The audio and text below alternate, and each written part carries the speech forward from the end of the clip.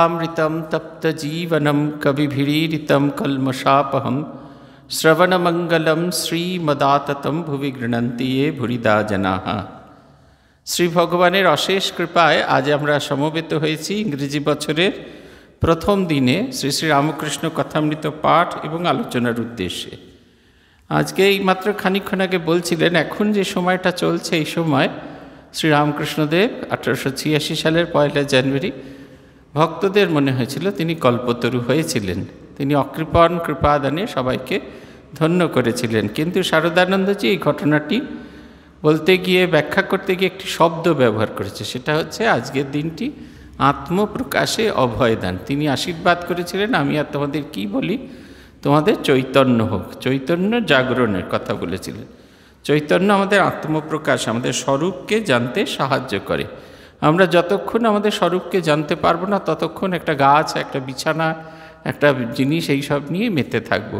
কল্পতরু উৎসব বলে যে দিনটিকে ঠিক করা হয় 1 জানুয়ারি, অনেক বছর আমি কাশীপুর উদ্যানবাটিতে পুজো করার সুযোগ পেয়েছি। আমি দেখেছি মানুষের উন্মাদনা কীরকম হয়। বসে পুজো করছি, মাথার উপর ফুল রাখা আছে, খপ করে সেই ফুলটা তুলে নিলেন, আর তার সেই সদ্য আমার কামানো মাথা, আর তাতে তার সেই বড় বড় নৌকা একবারে সে কেটে কুটে অস্থির হয়ে গেছিল।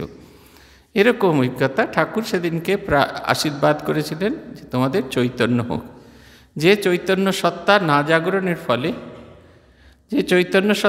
জাগরণের ফলে, আমাদের ভেতরের মানুষটি জেগে ওঠে না, সেই মানুষটিকে জাগ্রত করার কথা এই দিনে বলা হয়েছে। চৈতন্য সত্তার জাগরণ হোক, তাই মানুষে এই দিনটিকে কল্পতরু, ঠাকুর নিত্য কল্পতরু। আমরা অনেকেই জানি না, সেদিন সকালবেলা ঠাকুর হরিশ মুস্তাফিকে কৃপা করেছিলেন। হরিশ মুস্তাফি শ্রীরামকৃষ্ণদেবের কাছে এসেছিলেন, ঠাকুর তাকে কৃপা করেছিলেন এবং কি আশীর্বাদ করেছিলেন সেটা জানা যায় না, কিন্তু হরিশ মুস্তাফি ওপর থেকে নিচে নেমে এসেছিলেন, অঝোর ধারায় তিনি কাঁদছিলেন, এটি রেকর্ডেড আছে।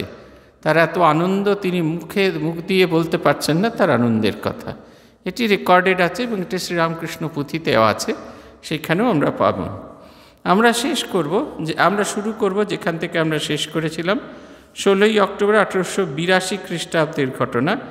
সেই দিনকে ঠাকুর সবাই নরেন্দ্রাদি ভক্তরা এসেছেন, তারা রাত্রিবাস করেছেন, সেইখানে গিয়ে শেষ করেছিলাম। তারপরের দিনের ঘটনা, নিদ্রাভঙ্গের পর ভক্তরা কেউ সেদিন 17 হয়ে গেছে, নিদ্রাভঙ্গের পর ভক্তেরা কেউ দেখিতেছেন যে প্রভাত হইয়াছে। 17 অক্টোবর 1882 খ্রিস্টাব্দ, মঙ্গলবার 1 কার্তিক, শুক্লা পঞ্চমী তিথি। শ্রীরামকৃষ্ণের বালকের নয়, দিগম্বর ঠাকুরদের নাম করিতে করিতে ঘুরে বেড়াইতেছেন। কখনো গঙ্গা দর্শন, কখনো ঠাকুরদের ছবির নিকট গিয়া মধুর স্বরে নাম সংকীর্তন করছেন। কখনো বলিতেছেন বেদ, পুরাণ, তন্ত্র, গীতা, গায়ত্রী, ভাগবত ভক্ত ভগবান। গীতা উদ্দেশ্য করে বলিতেছেন ত্যাগী ত্যাগী ত্যাগী ত্যাগী ত্যাগী ত্যাগী। কখনো বা তুমি ব্রহ্ম, তুমি শক্তি, তুমি পুরুষ, তুমি প্রকৃতি, তুমি বিরাট, তুমি স্বরাট, তুমি নিত্য, তুমি লীলাময়ী, তুমি চতুর্বিংশতি তত্ত্ব। এই পূজনীয় ভূতেশানন্দজি মহারাজ আমাদের মহাপুরুষ মহারাজের কাছে এই ছবিটি একটা শোনার সুযোগ পেয়েছিলেন, ঠাকুর কীরকম ছিলেন। মহাপুরুষ মহারাজ বলেছিলেন ভূতেশানন্দজিকে, ঠাকুর যখন এরকম গান গাইতে গাইতে যেতেন, পুরাণ, বেদ, পুরাণ, তন্ত্র, গায়ত্রী, ভাগবত ভক্ত ভগবান, তারপরে গুরু কৃষ্ণ, গুরু গঙ্গা, এইরকম বলতেন, তখন সে গলার স্বর এত মিষ্টি ছিল, মহাপুরুষ মহারাজ বলেছিলেন মনে হতো যেন পাথরও গলে যাবে। এই ঘটনা আমরা ভূতেশানন্দজির কাছে শুনেছি। একটি ছোট্ট বালক, দিগম্বর সে তখনই হতে পারে যার লজ্জা নেই। আমাদের লজ্জা আছে বলে আমরা জামাকাপড় পরে ঘুরে বেড়াই এবং কতটা জামাকাপড় আরও পরলে ভালো হয় সেটার চেষ্টা করি। দিগম্বর সেই হতে পারে যার কোনো লজ্জা নেই, যে কোনো রকম লজ্জা তাকে বাঁধতে পারে না, এটা হচ্ছে কথা। সেই শ্রীরামকৃষ্ণদেব সেই রকমভাবে ছোট্ট বালকের মতো, বালকের ভাব আরোপ করে কখনো গঙ্গা দর্শন করছেন, কখনো তিনি এই বাইরে এসে ঘরের মধ্যে এসে, ঠাকুরের ঘরের দেওয়ালে সব ছবি ছিল। আপনারা এখন যারা শ্রীরামকৃষ্ণের ঘরে যান দেখবেন যে শ্রীরামকৃষ্ণের ছবির পাশে একটা প্যানেল মতো করা আছে, তাতে অনেকগুলো ছবি আছে। ছবিগুলি বেশিরভাগই নষ্ট হয়ে গেছে। আমরা দক্ষিণেশ্বরের কর্তৃপক্ষের কাছে অনুরোধ করেছিলাম, কিন্তু প্রভানন্দজি অনেক অনুরোধ করা সত্ত্বেও ওরা দেননি। সেই ছবিগুলো থেকে ছবি তৈরি করে, রেপ্লিকা তৈরি করে আমাদের একজন সাধু করেছিলেন। সেইগুলো দেখে দেখে, ছবিগুলোকে দেখে দেখে এঁকে তার সেই আঁকা ফর্মগুলি আমাদের বেলুড় মঠ মিউজিয়ামের ঠাকুরের যে ঘর করা হয়েছে রেপ্লিকা, সেই ঘরেতে আছে সেই ছবিগুলো। এই ছবিগুলোর তলায় গিয়ে ঠাকুর, সেগুলো আগে ঘরের দেওয়ালে সব জায়গায় ছিল। একটা সময় মথুরবাবুর পরবর্তী প্রজন্মের তারা ছবিগুলো তুলে একবারে ওই গোডাউনের মধ্যে পুরে রেখেছিল। তারপরে পরবর্তীকালে যখন তারা দেখলো যে শ্রীরামকৃষ্ণের অনেক মহিমা, শ্রীরামকৃষ্ণ শক্তি এবং Sri Ramakrishna is a kind of encashing power তাদের কাছে, এর বদলে শ্রীরামকৃষ্ণের বদলে অনেক ভিজিটার আসবে, নাম নিয়ে অনেক ভিজিটার আসবে, তখন তারা এগুলোকে আবার সাজিয়ে দেওয়ার চেষ্টা করে। খুব বেশি দিন আগে সাজানো হয়নি, খুব সম্ভবত 94 কি 95 সালে, 94 সালে এগুলোকে আবার ফিরিয়ে নিয়ে আসা হয়েছে। কিন্তু আর দেওয়ালে টাঙানো নেই। শ্রীরামকৃষ্ণের ছবির যে খাট, তার পাশে একটা প্যানেল করে তাতে সেই ছবিগুলোকে লাগিয়ে রাখা হয়েছে। ঠাকুর এই যে বিরাট বলছেন, দেখবেন যা কিছু বলছেন সব কিছুর মূলে একটাই কথা, সেটা হচ্ছে শরণাগতির কথা বলছেন। তুমি ব্রহ্ম, তুমি শক্তি, তুমি পুরুষ, তুমি প্রকৃতি, তুমি বিরাট, তুমি সরাট, তুমি নিত্য, তুমি লীলাময়ী, তুমি চতুর্বিংশতি তত্ত্ব। জগৎ সংসারের যা কিছু সব ভগবান, এবং সেই ভগবান প্রকাশিত হচ্ছেন আমাদের মধ্যে দিয়ে। এদিকে কালী মন্দিরে ও রাধাকান্তের মন্দিরে মঙ্গল আরতি হইতেছে ও শাক ঘণ্টা বাজিতেছে। ভক্তেরা উঠিয়া দেখিতেছেন কালীবাড়ির পুষ্পোদ্যানে ঠাকুরদের পূজার্থ পুষ্পচয়ন আরম্ভ হইয়াছে। প্রভাতীর আগে লহরী উঠিয়া নহবৎ বাজিতেছে। নরেন্দ্রাদি ভক্তগণ প্রাতকৃত্য সমাপন করিয়া ঠাকুরের কাছে আসিয়া উপস্থিত হইলেন। ঠাকুর হাস্যমুখ উত্তর পূর্ব বারান্দার পশ্চিমাংশে দাঁড়াইয়া আছে। নরেন্দ্র বলিলেন, পঞ্চবটিতে কয়েকজন নানকপন্থী সাধু বসে আছে দেখলাম। শ্রীরামকৃষ্ণ, হ্যাঁ, তারা কাল এসেছিল। নরেন্দ্রকে, তোমরা সকলে একসঙ্গে মাদুরে বসো, আমি দেখি। ভক্তেরা সকলে মাদুরে বসিলে ঠাকুর আনন্দে দেখিতে লাগিলেন ও তাহাদের সঙ্গে গল্প করিতে লাগিলেন। নরেন্দ্র সাধনের কথা তুলিলেন। দেখুন, ছবিটা যদি আমরা কল্পনা করতে পারি, ভোর হচ্ছে দক্ষিণেশ্বরে, একটু একটু করে সূর্য উঠছে, সবে দিকচক্রবালে আলো দেখা গিয়েছে। এমন সময় ঠাকুরদের মন্দিরে 4টের সময় মঙ্গল আরতি হচ্ছে, কারণ এটা আরেকটু পরে 4:30 সময় মঙ্গল আরতি হচ্ছে, কারণ অক্টোবর মাস পড়ে গেছে। এবং আগে 2টো নহবতখানা থেকে সানাই বাজত, এখন একটি নহবতখানা থেকে সানাই বাজে। আপনারা দ্বিতীয় নহবতখানাটা, প্রথম নহবতখানাটি চেনেন, যেখানে শ্রী শ্রী মা থাকতেন। দ্বিতীয় নহবতখানাটি বিবেকানন্দ ব্রিজ হওয়ার ফলে আর দেখা যায় না। বিবেকানন্দ ব্রিজে দাঁড়ালে নিচে নহবতখানাটি দেখা যায়। একেবারে দুদিকে, দুপাশে দুটো, সেই নহবতখানায় এখনও বাজে। আর খোল, করতাল এই সমস্ত দিয়ে যখন দেবীর আরতি, প্রথমে দেবীর আরতি হয়, দেবী বালিকা আরতি হওয়ার পরে যেমন ছোট বাচ্চাকে ঘুম থেকে টেনে তুলে নিয়ে এসে বসিয়ে তাকে আরতি টারতি করিয়ে আবার তিনি খাটে শুতে চলে যান। মায়ের মন্দির বন্ধ হয়ে যায়, তাই ওই সময় কেউ ফুল নিয়ে গেলে সেগুলো মাকে দেওয়া হয় না, মাকে স্পর্শও করানো হয় না।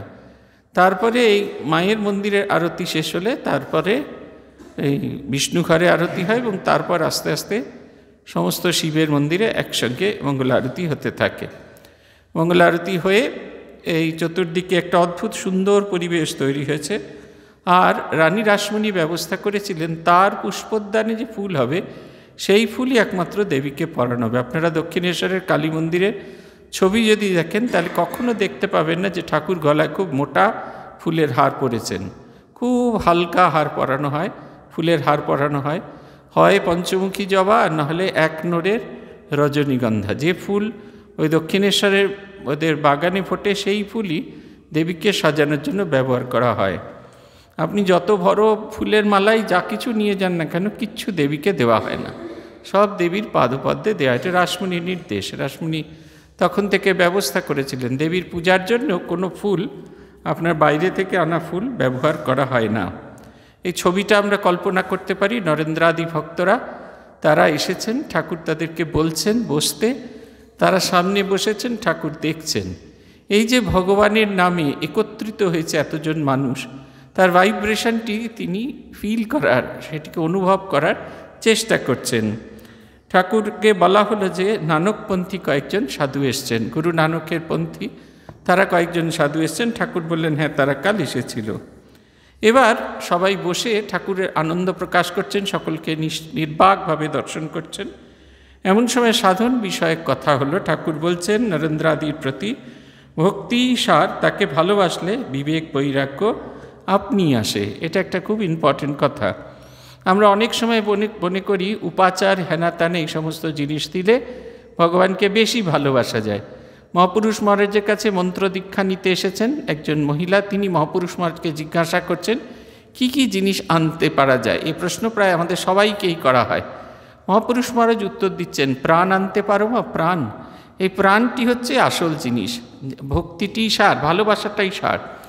ভালোবাসা হলে কি করে বিবেক বৈরাগ্য হয় না? ভালোবাসা হলে আমরা তখন কেমন করে আমাদের প্রিয় মানুষকে, যেরকম কাউকে যখন আমরা ভালোবাসি তখন কি করে তাকে খুশি করব, এই চেষ্টাটা আমরা সতত করে থাকি।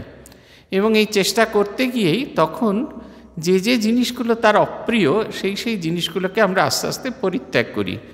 বৈরাগ্যের কথা বলতে গিয়ে ঠাকুর সংজ্ঞা দিচ্ছেন বিষয় বিরাগ আর ঈশ্বরে অনুরাগ। বিষয়বস্তু যা কিছু আমাকে বন্ধনে বাঁধে তাকে ত্যাগ করা, এবং সেই ত্যাগ করার পরে যে ফাঁকা মনটা সেটা ভগবানের ভালোবাসায় ভরপুর করে রাখা। নরেন্দ্র প্রশ্ন করছেন, আচ্ছা স্ত্রীলোক নিয়ে সাধনতন্ত্রে আছে?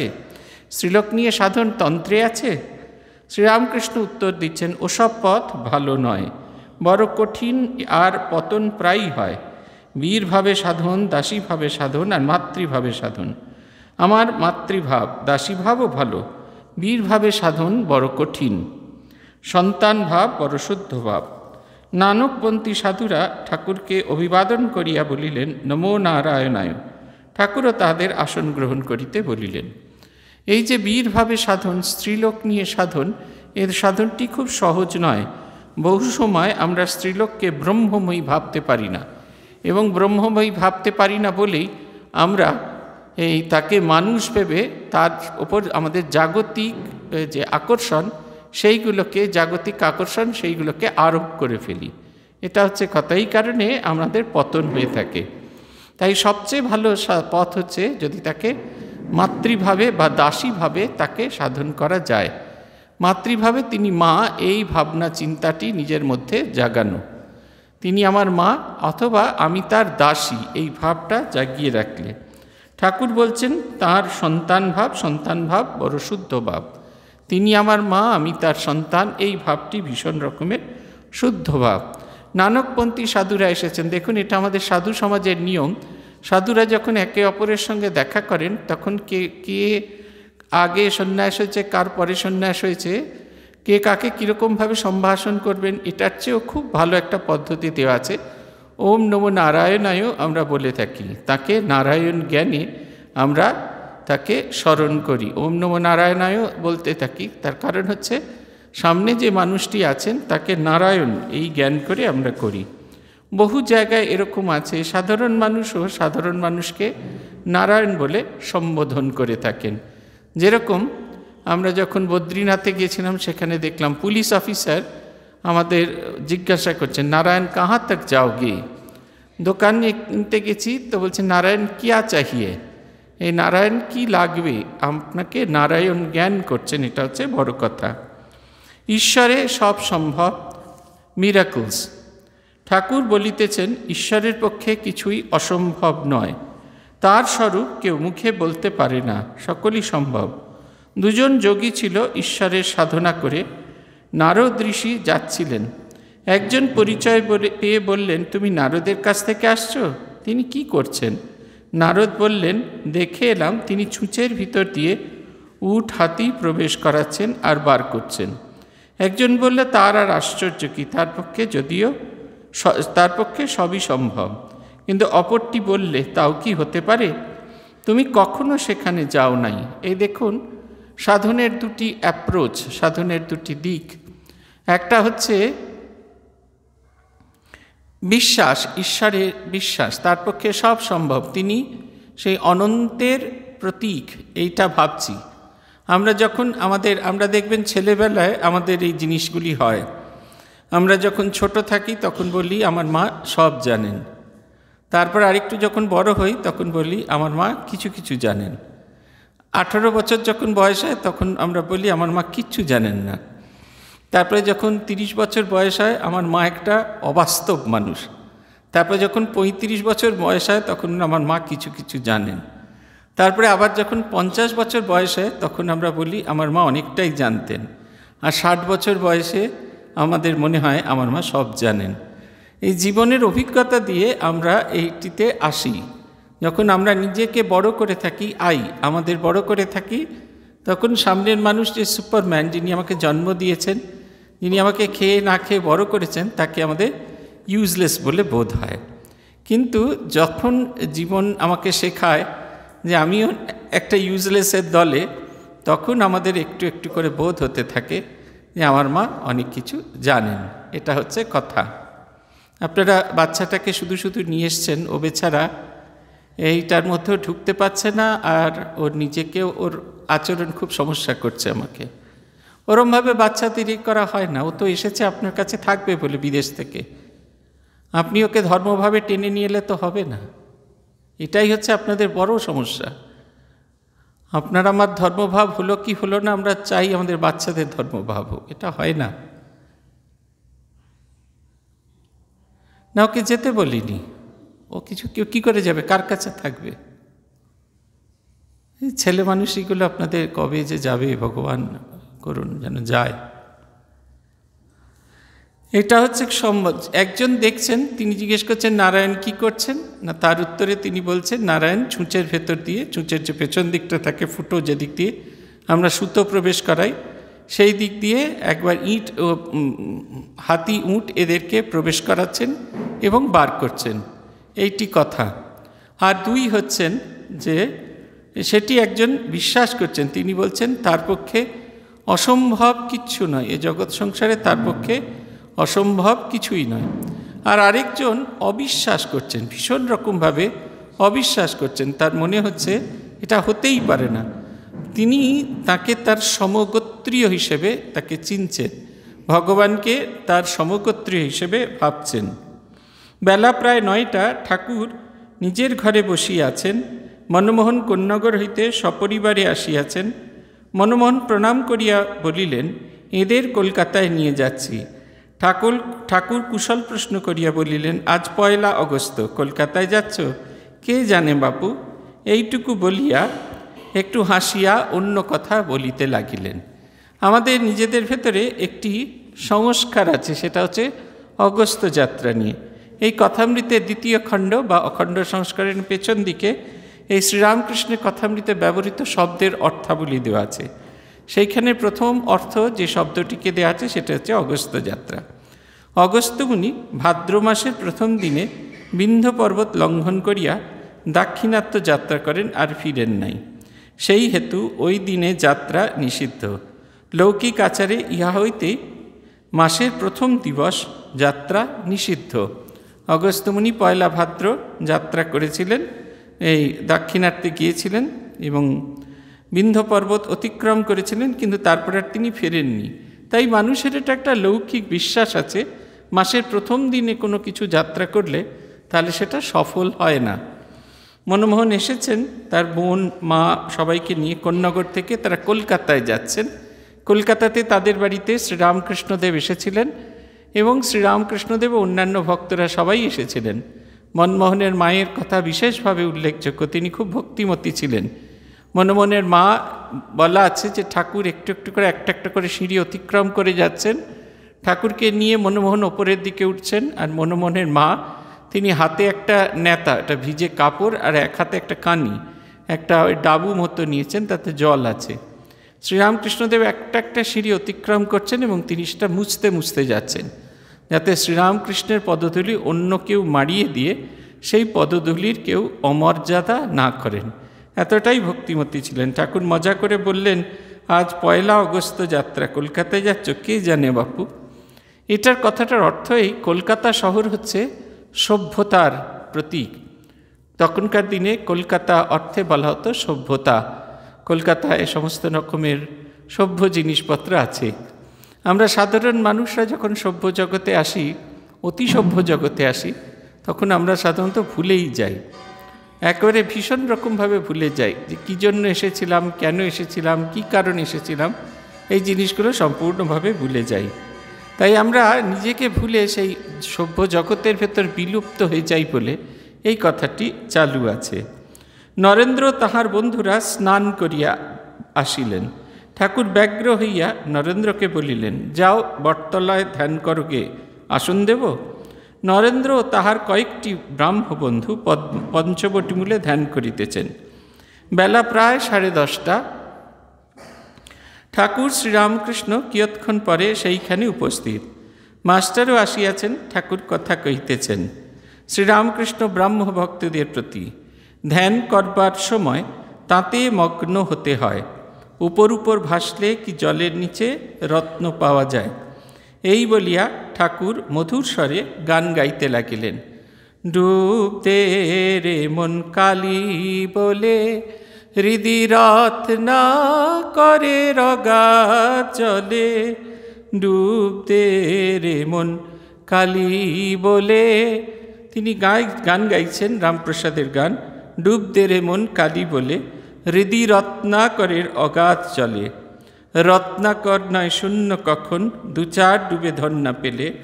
তুমি দম সামর্থ্যে 1 ডুবে যাও কুলকুণ্ডলিনীর কুলে। জ্ঞান সমুদ্রের মাঝে রে মন শান্তিরূপা মুক্তা ফলে।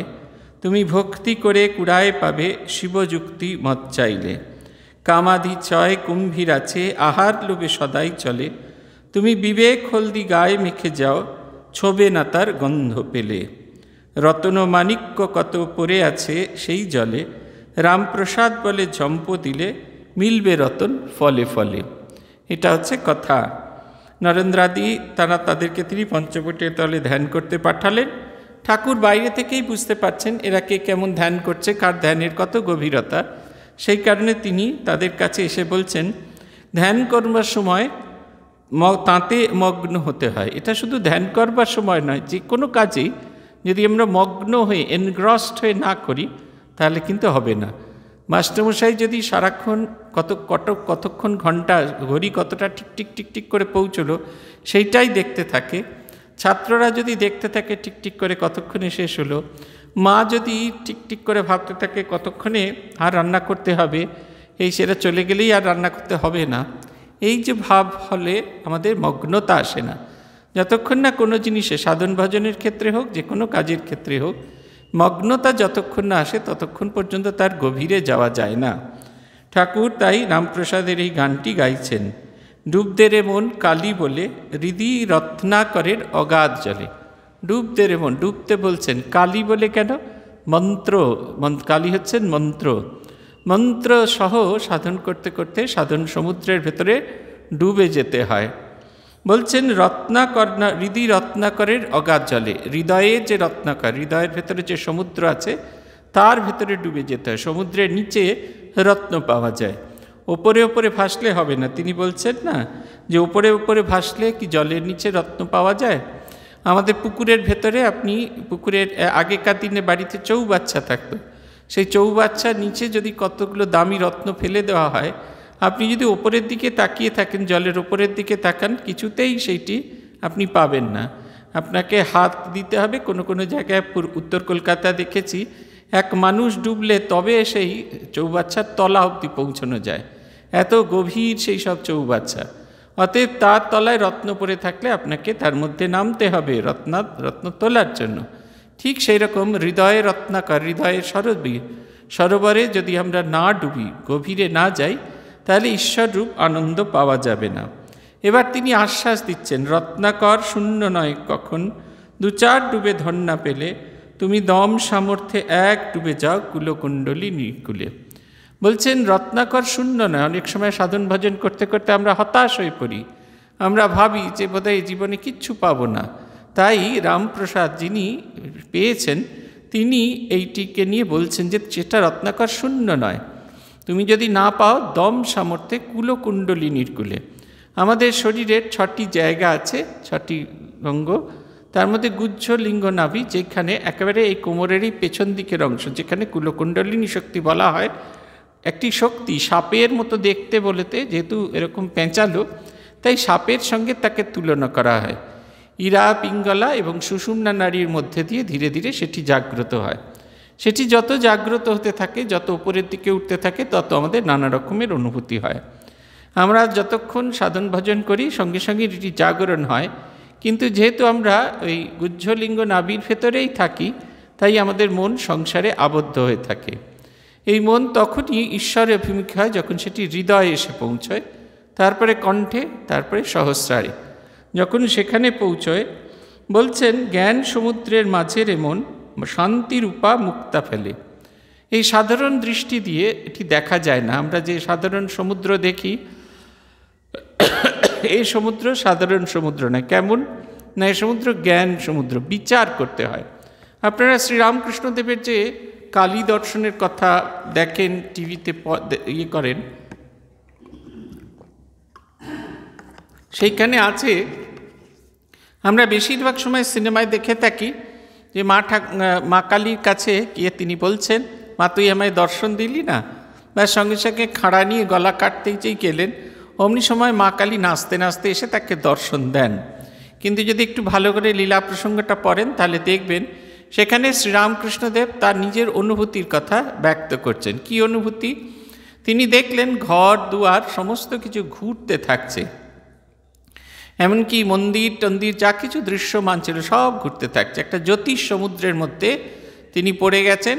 সেই জ্যোতিষ সমুদ্রের নিচে কখনো চলে যাচ্ছেন, কখনো উপরে উঠে ভেসে উঠছেন, তারপরে ধীরে ধীরে ধীরে ধীরে একটা সময় সে সমুদ্রের নিচে তিনি চলে গেছেন। জ্যোতিষ সমুদ্র কেন? কারণ জ্ঞানকে জ্যোতিষ সমুদ্রের সঙ্গে তুলনা করা হয়। আপনি যখন কোনো জিনিস জানেন, তখন আপনার মনের ভেতরে যে অন্ধকার, সেটা দূরীভূত হয়। আগেকার লোকে জানতো যে সূর্য পৃথিবীর চারদিকে ঘুরে বেড়ায়। পরবর্তী গবেষণা জানলো পৃথিবী সূর্যের চারিদিকে ঘুরে বেড়ায়। যখন এই দ্বিতীয় গবেষণা, দ্বিতীয় তথ্যটি আবিষ্কার হলো, তখন প্রথম যে অজ্ঞান, সেটি দূরীভূত হলো মানুষ। ঠিক সেই রকম আলো আমাদের জীবনের অন্ধকারকে দূরীভূত করে। এই ঠাকুর একবার ডুবছেন, একবার আবার ভেসে উঠছেন। কেন ডুবছেন? মানে তার যে পুরাতন যে নতুন যে ধারা, সেটিকে তিনি গ্রহণ করার চেষ্টা করছেন, কিন্তু পুরাতন সংস্কার তাকে বারবার করে বাধা দিচ্ছেন। এই উদাহরণটা আমি দিয়ে থাকি। আপনার ছেলের বউ এসে আপনাকে বলল, মা যদি প্রেশার কুকারে সবজিপত্র একটু সেদ্ধ করো, তাহলে কম সময় সেদ্ধ হয়, গ্যাস কম হয়। আপনি বললেন, আমাকে এসে উপদেশ দিচ্ছে, আমি 30 বছর ধরে সংসার করছি, কিছুতেই আমরা সেটা নিতে পারি না, এটা দ্বন্দ্ব চলতে থাকে। তারপরে একবার মনে হয় না, আমি এটা বললো, একবার করে দেখি। তারপরে আমরা করে দেখি যে প্রেশার কুকারে সেদ্ধ করলে ধীরে ধীরে সবজি খুব তাড়াতাড়ি সেদ্ধ হয় এবং গ্যাসও কম খরচা হয়।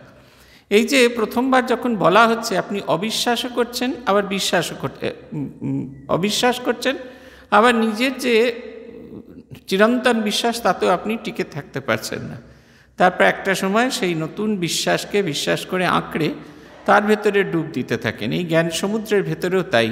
পুরাতন সংস্কার এবং নতুন সংস্কারের মধ্যে দ্বন্দ্ব হওয়ার পরে নতুন ভালো সংস্কার যখন জয়ী হয়, তখন সেই পুরাতন সংস্কার ছেড়ে আমরা নতুন সংস্কারের মধ্যে ডুবে যাই।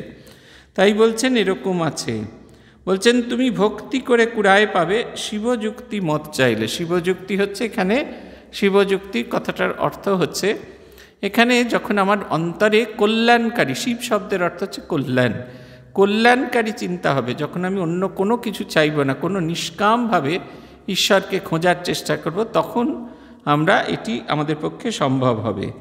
এই পথে অনেকগুলো বাধা, কামাদি ছয় কুম্ভীর আছে, আহার লোভে সবাই চলে। এই যে লোভ, মোহ, এই মত মাৎসর্য এই যে আছে আমাদের, এগুলি আমাদের সবসময় আকর্ষণ করে, কুমিরের সঙ্গে তুলনা করছে। যেহেতু জলজ জীবের তুলনা হচ্ছে, তাই কুমির। গায়ে হলুদ মেখে থাকলে কুমির আর আসে না। হলুদ কি মাখতে বলছেন সাধককে? বলছে বিবেক হলদি।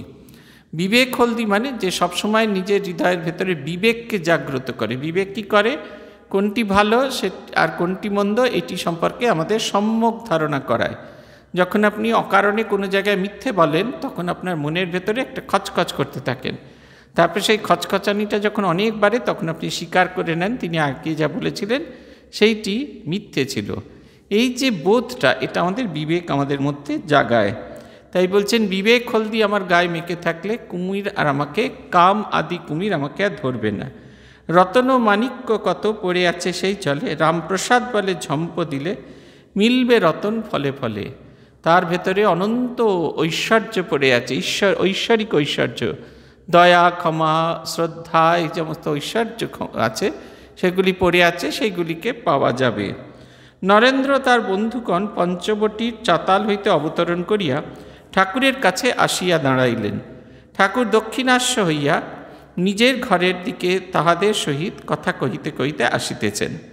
ঠাকুর বলিতেছেন, ডুব দিলে কুমিরে ধরতে পারে, কিন্তু হলুদ মাখলে কুমির ছোঁয় না। হৃদি রত্নাকর অগাধ চলে, কামাদি 6টি কুমির আছে, কিন্তু বিবেক বৈরাগ্য হলুদ মাখলে তাতে আর তোমাকে ছোবে না। পাণ্ডিত্যে কি লেকচারে কি হবে যদি বিবেক বৈরাগ্য না আসে? ঈশ্বর সত্য আর সব অনিত্য, তিনি বস্তু আর সব অবস্তু, এর নাম বিবেক। তাকে হৃদয় মন্দিরে আগে প্রতিষ্ঠা করো, বক্তৃতা লেকচার তারপর ইচ্ছা হয়তো করো। শুধু ব্রহ্ম ব্রহ্ম বললে হবে না যদি বিবেক বৈরাগ্য না থাকে, ও তো ফাঁকা শঙ্খধ্বনি। বলছেন যে এই বিবেক বৈরাগ্য আমাদের ভেতর যদি না আসে, তাহলে আমরা যে কথা বলবো সে কথা কেউ শুনবে না। সেই বদ্যির কাছে গিয়েছে, বদ্যি তাকে, ছেলেটি খুব গুড় খায়। বদ্যি এই কথা শুনে বললেন, হ্যাঁ এর সমাধান আমার কাছে আছে, তবে আজ নয়, এই 7 দিন বাদে এসো। 7 দিন বাদে যখন আবার বদ্যির কাছে নিয়ে যাওয়া হলো রোগীকে, তখন বদ্যি তাকে বললেন যে দেখো বাপু, গুড় খেও না, গুড় খেলে শরীর খারাপ হবে। তখন যিনি নিয়ে গেছিলেন তার অভিভাবক খুব অসন্তুষ্ট হলেন, বললেন এই কথাটা 7 দিন আগে বলে দিলেই তো হতো, 7 দিন ধরে আবার তাকে টেনে নিয়ে আসার কি প্রয়োজন ছিল? তখন বদ্যি বললেন যে আগের দিন আমার ঘরেতে এই যে খাটের তলা অনেক গুড়ের নাগড়ি রাখা ছিল, আমি যদি তখন তাকে বলতাম যে গুড় খেও না, গুড় খাওয়া খারাপ, আর যদি ছেলেটা দেখে যে আমার খাটের তলায় নাগড়ি আছে, তাহলে সে মনে করবে গুড় খাওয়াটা ঠিক অতটা খারাপ নয়। যদি গুড় খাওয়া খারাপ হতো তাহলে ইনি ঘরের তলায় নাগড়ি রেখেছেন কেন? তাই নিজেকে খুব পরিষ্কার করতে হয়। নিজের ভেতরে যদি বিবেক বৈরাগ্য না থাকে, আমরা যতই বক্তৃতা দিই, যতই লেকচার দিই, যতই মাইক ধরে না ছাড়ার চেষ্টা করি, ততই সেগুলো আমাদের কাছে কোনো রকম কাজের হবে না। ঠাকুর ভারী সুন্দর একটি উদাহরণ দিয়েছিলেন, ফাঁকা শঙ্খধ্বনি বলেছেন তো, সেই অর্থে কি বলছেন তাতে একটা গল্প বলছেন। বলছেন এক গ্রামে পদ্মলোচন বলে একটি ছোকরা ছিল, লোকে তাকে পোদো পোদো বলে ডাকত। গ্রামে একটি পোড়া মন্দির ছিল, ভিতরে ঠাকুর বিগ্রহ নাই। মন্দিরের গায়ে অশ্বত্থ গাছ, অন্যান্য গাছপালা হয়েছে। মন্দিরের ভিতর চামচিকে বাসা করেছে, মেঝেতে ধুলাও চামচিকার বিষ্ঠা। মন্দিরে লোকজনের আর যাতায়াত নাই। একদিন সন্ধ্যার কিছু পরে গ্রামের লোকেরা শঙ্খধ্বনি শুনতে পেলেন। মন্দিরের দিক থেকে শাঁখ বাজছে ভোঁ ভোঁ করে। গ্রামের লোকেরা মনে করলে হয়তো ঠাকুর প্রতিষ্ঠা কেউ করেছে, সন্ধ্যার পর আরতি হচ্ছে।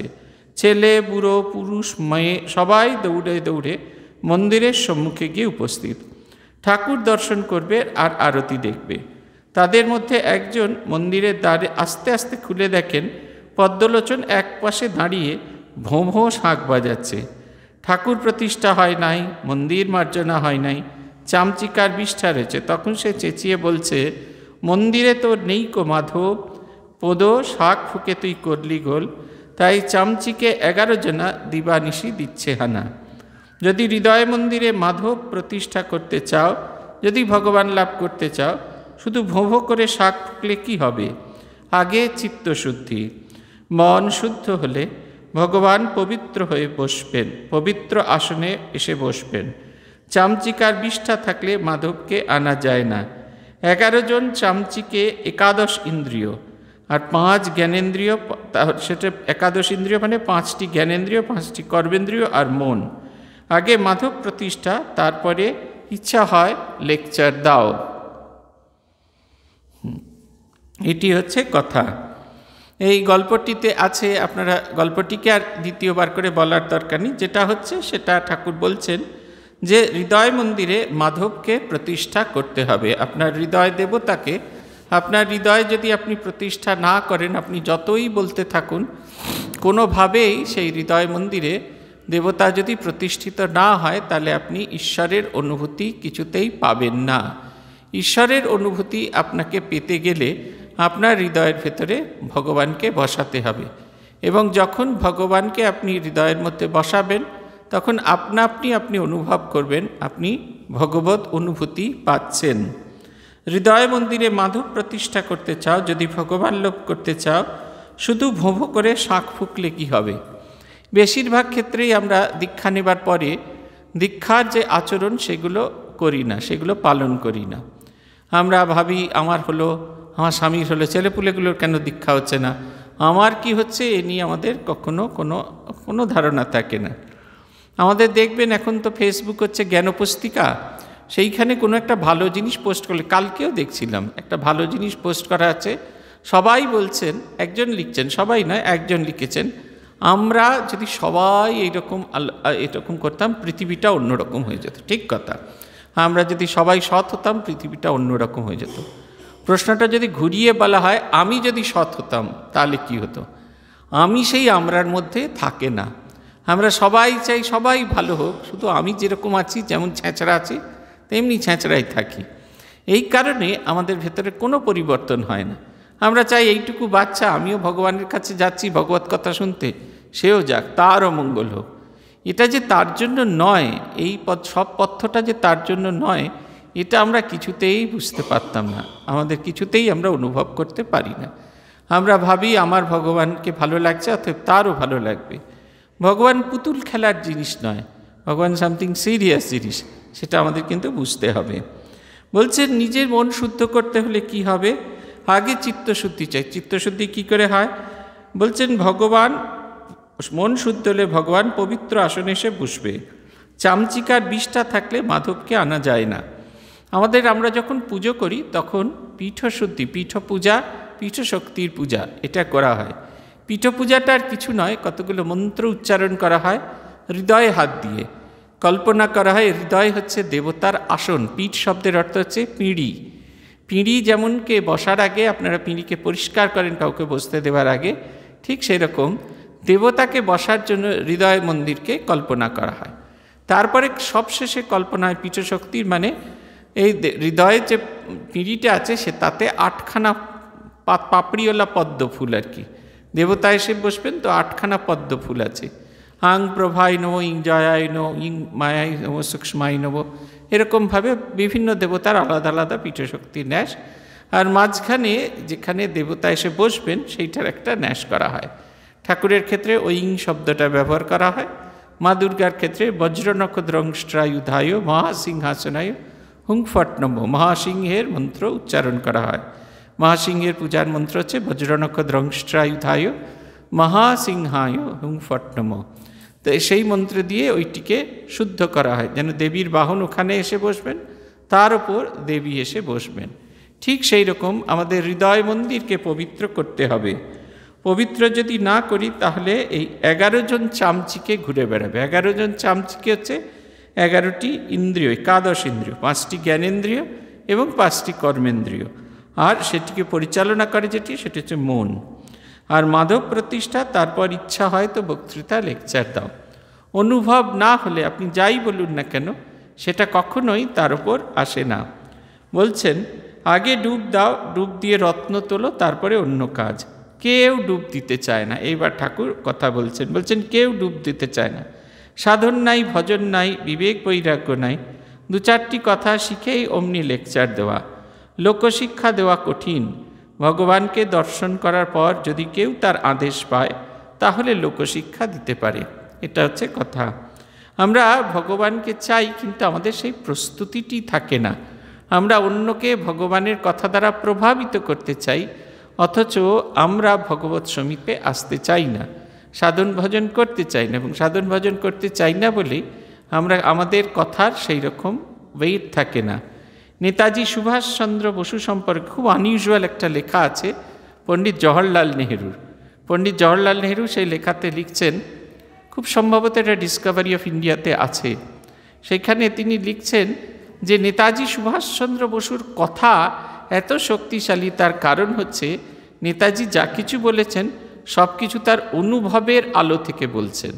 আপনি যেটা নিজে অনুভব না করে থাকবেন সেটা কখনো খুব ওয়েটফুল কথা হয় না, সেটা কখনো ওজনদার কথা হয় না। বলছেন, লোক শিক্ষা দেওয়া বড় কঠিন, ভগবানের দর্শন পরে কেউ যদি তার আদেশ পায় তাহলে লোকশিক্ষা হয়। এই কারণে অনেকেই আমাদের জিজ্ঞাসা করে থাকেন যে আমরা এই যে ভগবানের কথা বলি, এটা তো আমরা তাহলে সবাই ঈশ্বরের আদেশ পেয়েছি, তা কিন্তু নয়। শ্রীরামকৃষ্ণ একটা ভারী সুন্দর, স্বামী বিবেকানন্দ একটি ভারী সুন্দর কথা বলেছিলেন। সেটা হলো যে এই সংঘ, এই যে সমস্ত যে সংঘ, রামকৃষ্ণ সংঘ, এটি হচ্ছে শ্রীরামকৃষ্ণের শরীর। এই সংঘ যখন আপনাকে আদেশ করছে তখন সেটা শ্রীরামকৃষ্ণের আদেশ। সংঘ যখন আপনাকে বলছে তুমি বক্তৃতা দাও, তুমি ভগবানের কথা বলো, তখন বুঝতে হবে এটি সংঘরূপী শ্রীরামকৃষ্ণের কাছ থেকেই এই আদেশটি আসছেন। কথা কহিতে কহিতে ঠাকুর উত্তরের বারান্দার পশ্চিমাংশে আসিয়া দাঁড়াইলেন।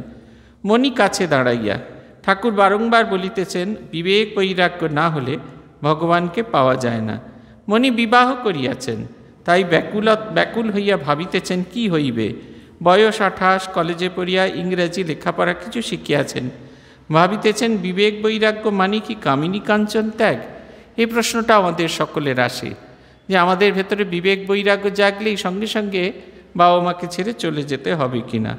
মণি শ্রীরামকৃষ্ণের প্রতি, স্ত্রী যদি বলে আমায় দেখছো না, আমি আত্মহত্যা করব, তাহলে কি হবে? মণির ভেতরে এই সমস্ত কথা হচ্ছে। শ্রীরামকৃষ্ণ গম্ভীর ভাববে, অমন স্ত্রী ত্যাগ করবে। যে ঈশ্বরের পথে বিঘ্ন করে আত্মহত্যা করুক আর যাই করুক। যে ঈশ্বরের পথে বিঘ্ন দেয় সে অবিদ্যা স্ত্রী। গভীর চিন্তামগ্ন হইয়া মণি দেওয়ালে ঠেসান দিয়া এক পাশে দাঁড়াইয়া রহিলেন। নরেন্দ্রাদি ভক্তগণ ক্ষণকাল অবাক হইয়া রইলেন।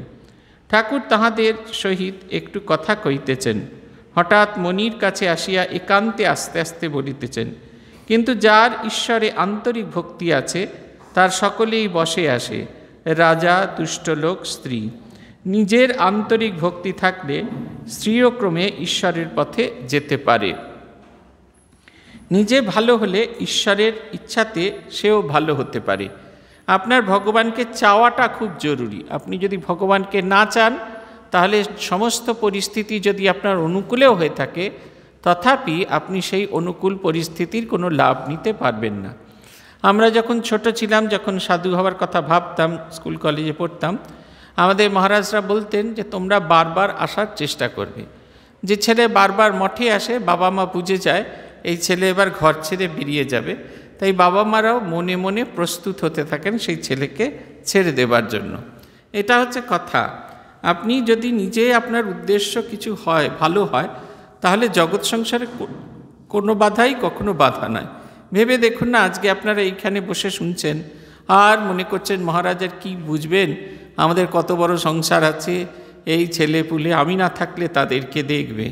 আপনি ভেবে দেখুন তো, এই মন্দির থেকে নেমে নিজের বাড়ি পৌঁছানোর পর যদি আপনি মারা যান তাহলে এই জগৎটা কীরকমভাবে চলবে? আপনাকে ছাড়াই তো চলবে না। আপনি ওপর থেকে দাঁড়িয়ে দাঁড়িয়ে শাকচুনির মতো দেখবেন ওই হলুদটা বেশি পড়ে গেল, হ্যাঁ আমি মাসে মাসে বাজার করে আনতুম, কেটে কেটে রাখতুম, বাকি স্টোর রুমে রাখতুম, এরা সব বদল করে দিল, তাই বলবেন? এসব বলবার সময় শুদ্ধ পাবেন না। মৃত্যু যখন আসবে মৃত্যুকে বলতে পারবেন না যে জমালয় গিয়ে একটুখানি ওই হাম হাম গুড়ি গুড়ি নাচ দেখাবো, ওই উর্বশীদের শেখাবো, অতএব চুলটা একটু বেঁধে নিতে দাও, তাও করতে দেবে না। চুলের মুঠি ধরে হির হির করে টানতে টানতে নিয়ে যাবে।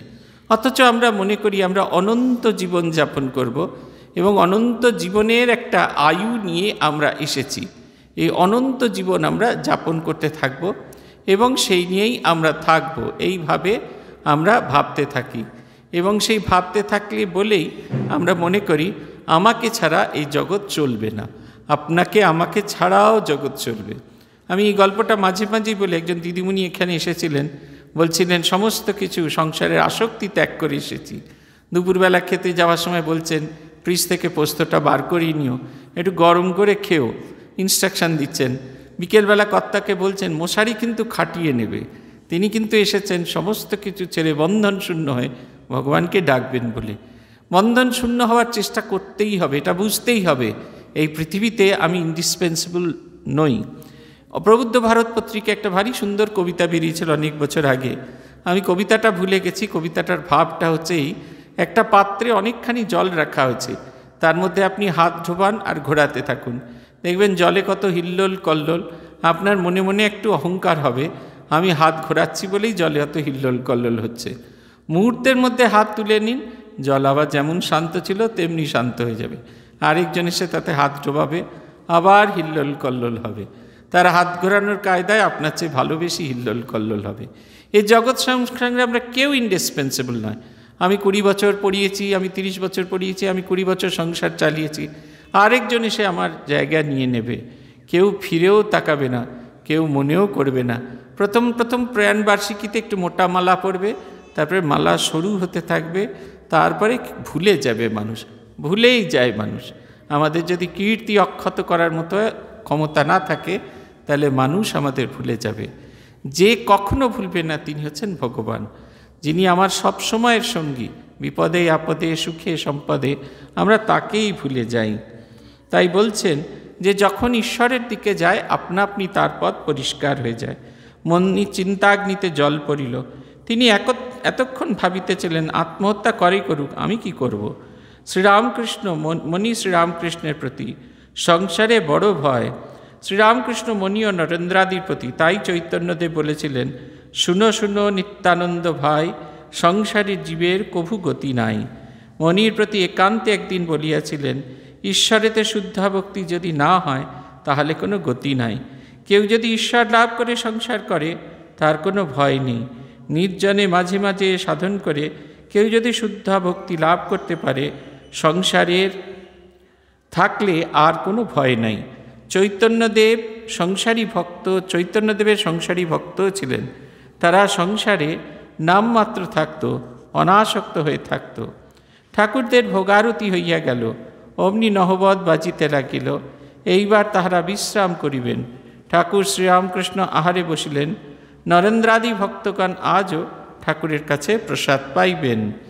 বলছেন আমরা যদি ভগবানকে ভালোবাসতে পারি, ঈশ্বরে যদি শুদ্ধাভক্তি না হয় তাহলে কোনো গতি নেই। আপনি যাই করুন না কেন, যদি আসল জিনিসটা না ভালোবাসেন, আপনি খুব সুন্দর বাড়ি দেখতে পারেন, খুব সুন্দর জায়গা দেখতে পারেন, কিন্তু বাড়ির মালিক না হলে ওটা দেখাটাই আপনার সার হবে, বাড়িটা আপনার কোনো দিন হবে না। তাই বাড়ি এবং বাড়ির মালিক তার সঙ্গে সম্পর্ক তৈরি করতে হবে। ঠিক সেই রকম এই জীবন এবং জীবনের যিনি মালিক ঈশ্বরের সঙ্গে সম্পর্ক তৈরি করতে হবে। এই সম্পর্ক চিরন্তন। এই সম্পর্ক যদি না চলে তাহলে কিন্তু আমরা যাই করি না কেন, যতই তীর্থ ভ্রমণ করি না কেন, যতই তীর্থযাত্রা করি, যতই এদিক ওদিক সেদিক ঘুরে বেড়াই না কেন, কোনো কিছুতেই আমরা ভগবানের সমীপে আসতে পারবো না। তাই ভগবানের প্রতি ভালোবাসা জাগ্রত করাটা একান্ত জরুরি। এটা যদি না হয় তাহলে কখনোই কোনোভাবে কোনো কিছু হবে না। যেই পর্যন্ত ওম নিরঞ্জনম নিত্যম অনন্তরূপম ভক্তানুকম্পা ধৃতবিগ্রহম বৈ ঈশাবতারম পরমেশমিঢ্যম তং রামকৃষ্ণম শিরসা নমামি। ওম শান্তি শান্তি শান্তি। হরি ওম তৎসৎ। শ্রীরামকৃষ্ণার্পণমস্তু।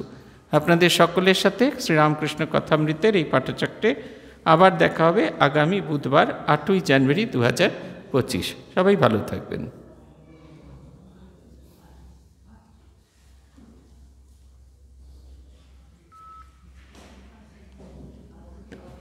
চটচট বন্ধ করো।